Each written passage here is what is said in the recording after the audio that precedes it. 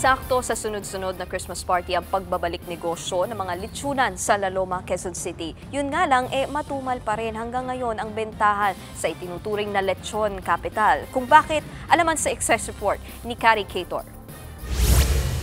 2 linggo matapos ipasara dahil sa African Swine Fever, balik negosyo na ang mga litsunan sa La Loma, Quezon City.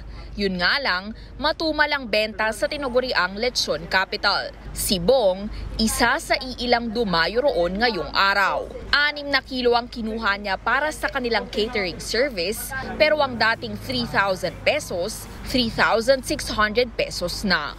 Every year, nagtataas talaga yung pagpasok ng December. Traditional ng Pilipino yan eh.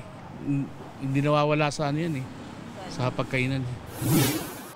Hindi lang yan. Sa pag-ikot natin, nagtaas presyo na nga ang mga lechon ng hanggang 2,000 pesos. 10,000 pesos na ang pinakamurang regular lechon, habang ang pinakamahal na jumbo ay 24,500 pesos na.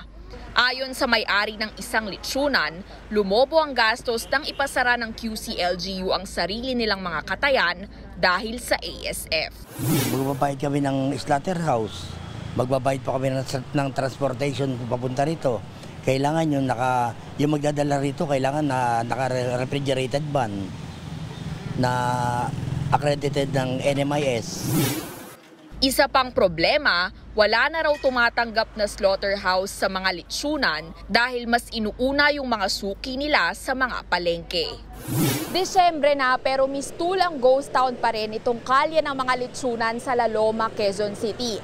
Ang pinangangambahan pa ng ilang negosyante, hindi raw sila makakapagbukas sa mismong araw ng Pasko kung kailan sana sila makakabawi sa pagkalugi.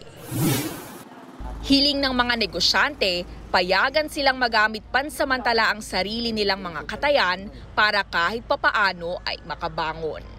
Nagbabalita mula sa Frontline, Carrie Cator, News 5.